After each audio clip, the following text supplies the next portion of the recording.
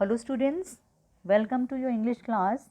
In this class, today we are going to read chapter 4 of your Beehive book, and the name of the chapter is A Truly Beautiful Mind. This chapter is about Albert Einstein. ये chapter Albert Einstein के बारे में है. He was a great scientist. वो एक बहुत बड़े scientist थे. The title of the chapter a truly beautiful mind refers to Albert Einstein. This is a short biography of his where some of his qualities have been highlighted. और ये जो story है ये एक एल्बर्ट आइंस्टाइन की biography है. Means उनके जीवन की सच्ची कहानी है ये.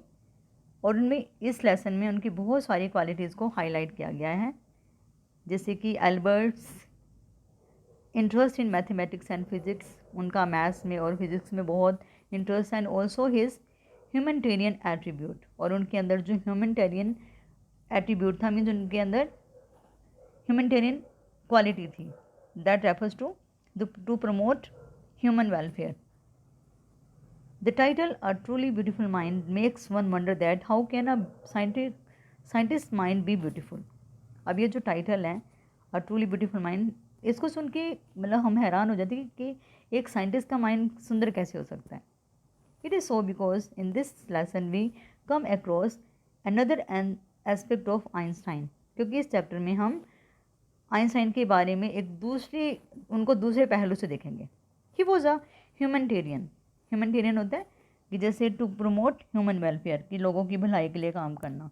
He advocated world peace, non-violence, and that's why the title refers to him as a truly beautiful mind. उन्होंने वर्ल्ड पीस के लिए और नॉन वायलेंस के लिए बहुत काम किया, और इसलिए ये जो टाइटल है ट्रूली ब्यूटीफुल माइंड तो उनको दिया जाता है.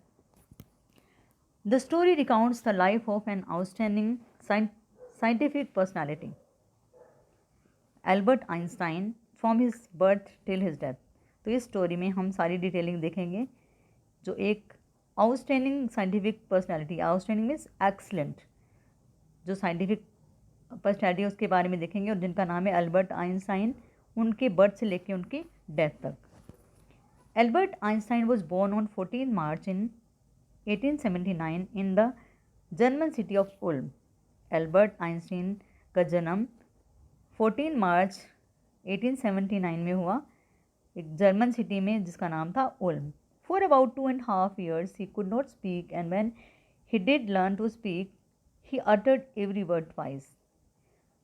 तो 2.5 year तक वो कुछ भी नहीं बोल सकते थे, और जब उन्होंने थोड़ा बोलना सीखा तो वो हर वर्ड को 2 टाइम बोलते थे. His playmates called him brother boring. अब उनके प्लेमेट्स थे, जो उनके साथ में खेलने वाले बच्चे थे, उनको ब्रदर बोरिंग बोलते थे. And his mother regarded him as a freak. और उनकी मदर उनको फ्रीक बोलती थी कि ये तो बच्चों, क्योंकि वो दूसरे बच्चों के साथ में खेलते नहीं थे, अपने अकेले जो मैकेनिकल टॉयज़ के साथ में खेलते थे. तो उनकी मम्मी को लगता था कि ये तो फ्रीक है. फ्रीक मीन्स ये मतलब एबनॉर्मल टाइप के बच्चे हैं, because of abnormally large size of his head. और साथ में उनके जो हेड का साइज था वो भी बहुत बड़ा था as compare to other children. At school his head master regarded him as a stupid and good for nothing. और स्कूल में उनके हेड मास्टर थे, वो तो उसको बिल्कुल स्टूपिड मानते थे, और गुड फॉर नथिंग मीन्स ये भी किसी भी काम में परफेक्ट नहीं है ये. But he prove them all wrong. लेकिन उन्होंने बड़े होकर सबको गलत प्रूव कर दिया. At the age of 6 on behest of his mother he learn to play the violin. जब वो 6 years के थे तो अपनी मदर के कहने पे उन्होंने वायलिन बजाना सीखा. He became a gifted violinist. और उनका इतना इंटरेस्ट बन गया उसमें कि वो एक गिफ्टेड वायलिनिस्ट बन गए. मीन्स उनको मतलब बहुत अच्छे से वायलिन बजाना आ गया. At the age of 15 his family shifted to Munich. अब जब वो 15 years के हुए तो उनकी फैमिली म्यूनिक में शिफ्ट हो गई. He didn't feel at ease with the strict regimentation of the school and left for good. अब वहाँ पे उनके जो म्यूनिक में जो उनका स्कूल था, तो वहाँ पे स्ट्रिक्ट रेजिमेंटेशन मीन्स वहाँ का डिसिप्लिन बहुत सख्त था. उनका वहाँ पे दम घुटता था. He feel suffocated over there, so he left it for good. उन्होंने अपनी भलाई के लिए उस स्कूल को छोड़ दिया. Later on for higher education he join the university at Zurich. फिर अपनी हायर स्टडी के लिए वो ज्यूरिक में एक यूनिवर्सिटी में चले गए. because the atmosphere there was more liberal and amenable to new ideas and concepts, क्योंकि वहाँ का जो एटमॉस्फेयर था, वहाँ का जो माहौल था, एनवायरनमेंट था, वो लिबरल था, मीन ज़्यादा स्ट्रिक्ट नहीं था, और न्यू आइडियाज़ और कॉन्सेप्ट के लिए वहाँ पे उनको मतलब काफ़ी अच्छा स्पेस मिला वहाँ पे। He showed more interest in physics and mathematics, उनका ज़्यादा इंटरेस्ट फिजिक्स में था और मैथमेटिक्स में था।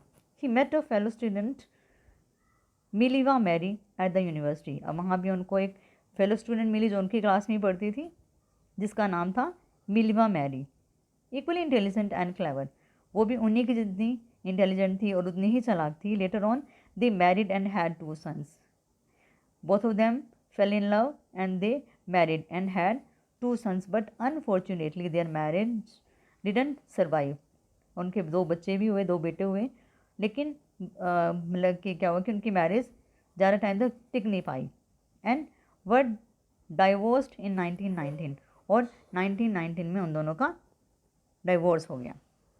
After completing his education Albert work as a technical expert in patent office at Bern, अपनी एजुकेशन कंप्लीट करने के बाद में एल्बर्ट जो थे उनको पेटेंट ऑफिस में जॉब मिल गई, बर्न एक जगह का नाम है, तो वहाँ पे टेक्निकल एक्सपर्ट के तौर पे उनको वहाँ पे जॉब मिल गई in the patent office. Patent होते हैं जब किसी को डॉक्यूमेंट इशू करना, जब कोई इन्वेंशन करता है तो इन्वेंटर को एक डॉक्यूमेंट, एक फॉर्म उसको फिर वहाँ पे दिया जाता है, तो उसको हम बोलते हैं, उसको डॉक्यूमेंट को पेटेंट बोलते हैं, तो उसको वहाँ भी इशू करते थे। Here the he worked secretly of his on relativity, और वहाँ पे जब दूसरे लोगों की इन्वेंशन को देखते थे तो उन्होंने सीक्रेटली मीन्स बिल्कुल चुपके से अपने आइडियाज़ जो कि रिलेटिविटी के बारे में थे उनको उन्होंने डेवलप करना शुरू किया। In 1915 he publish his paper on special theory of relativity. In 1915 में उन्होंने क्या करा, उन्होंने एक पेपर पब्लिश किया जो कि स्पेशल थ्योरी ऑफ रिलेटिविटी के ऊपर था, followed by the world famous equation E is equal to mc square. Here E is energy, m is mass and c is speed of light. In 1915 he published his paper on the general theory of relativity, which gave an absolutely new definition to concept of the gravity. जब उन्होंने 1915 में एक paper publish किया जो general theory of relativity के ऊपर था, इससे क्या हुआ कि एक जो ग्रेविटी की जो कॉन्सेप्ट थी उसको एक नई डेफिनेशन मिली। ग्रेविटी हमें पता है ना कि everything comes towards the earth because it has a gravitational force.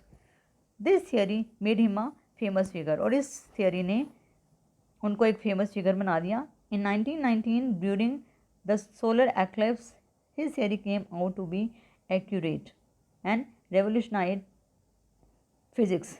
1919 में जब सोलर एक्लिप्स लगा तो उस टाइम में उनकी जो स्टडी थी, जो उन्होंने कैलकुलेशन की थी लाइट के बारे में, वो सब बिल्कुल एक्यूरेट थी, और इससे क्या हुआ कि जो फिज़िक्स जो थी रेवोल्यूशनाइज हो गई, मीन्स फिज़िक्स के एरिया में बहुत बड़ी रेवोल्यूशन आ गई।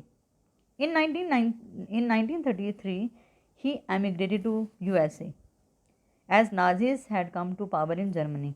फिर 1933 में वो USA में एमिग्रेट मीन्स वो हमेशा के लिए चले गए, क्योंकि वहाँ पे नाजीज पावर में आ गए थे जर्मनी में। नाजीज क्या था, जिनका मतलब कि दैट नाजीज वो सा nationalist party which was led by Adolf Hitler. Hitler के अंडर की पार्टी थी, तो इस टाइम में जो जर्मनी में ये वाली पार्टी आ गई और फिर वो वहाँ से USA चले गए। He did not want his findings and researches to be use for destruction. अब जो उन्होंने अपनी फाइंडिंग्स की थी, रिसर्चेज की थी, इन्वेंशंस की थी, तो वो नहीं चाहते थे कि उनकी जो रिसर्चेज हैं और जो उनकी इन्वेंशन है वो हम किसी चीज़ की तबाही के लिए हम उसको यूज़ करें। इन 1938 when Germany discovered the principle of nuclear fission, 1939 में जब जर्मनी ने न्यूक्लियर फिजन के बारे जो उसका प्रिंसिपल था, जो उसका सिद्धांत था, उसको डिस्कवर किया। He was the first person to write to the American president about the danger of the atomic bombs. तो वो फर्स्ट पर्सन थे जिन्होंने अमेरिकन प्रेसिडेंट उस टाइम में जो फ्रैंकलिन रूजवेल्ट थे उन प्रेसिडेंट वहाँ के, तो उनको एक लेटर लिखा और उसमें बताया कि ये जो एटॉमिक बॉम्ब्स हैं ये किस तरह से डेंजरस हो सकते हैं, ये तो पूरी की पूरी डिस्ट्रक्शन कर सकते हैं। अगर हम किसी पोर्ट के पास में इसको हम फ्यूज़ करते हैं, मतलब यहाँ पे हम न्यूक्लियर एक्सप्लोजन करते हैं, तो वहाँ पे जो पोर्ट को तो एक्सप्लोड करेगा ही करेगा, अपने साथ साथ बहुत सारी टेरिटरीज को भी वो तबाह कर देगा। In 1945 when America dropped the atomic bombs on Nagasaki and Hiroshima, 1945 में जब वर्ल्ड वार सेकेंड एंड हुई तो उस टाइम में अमेरिका ने जापानीज सिटीज़ के ऊपर जो बॉम्ब्स फेंके, ही वॉज डीपली हर्ट। तो इस जो इंसिडेंट से वो बहुत उनको धक्का लगा and wrote to the United Nation for the formation of the world government to prevent recurrence of such destruction. तो उन्होंने यूनाइटेड नेशंस को लेटर लिखा कि अब तुम एक पूरे वर्ल्ड की गवर्नमेंट होनी चाहिए। हर कंट्री की तो अपनी गवर्नमेंट होती है, लेकिन there should be a government for the whole world. तो एक वर्ल्ड गवर्नमेंट भी होनी चाहिए ताकि इस तरह की जो डिस्ट्रक्शन है वो दोबारा से ना हो। He spend his later days in politics advocating world peace and democracy. अब वो तो है तो साइंटिस्ट थे, लेकिन बाद में उन्होंने अपनी जो लाइफ थी वो पॉलिटिक्स में स्पेंड की और उन्होंने वर्ल्ड पीस और डेमोक्रेसी स्थापित करने के लिए। He died at the age of 76 in the year 1955। और फिर वो जब 76 ईयर्स के हुए 1955 में तो उनकी डेथ हो गई। और उन्होंने फिज़िक्स के फील्ड में बहुत वर्क किया और उनको इसके लिए नोबेल प्राइज़ भी मिला। तो इस तरह से हमने इस लेसन में देखा कि from the beginning he was it didn't seem that this person will become so famous, but later he became a great scientist. So this was all about this chapter. Thank you, children.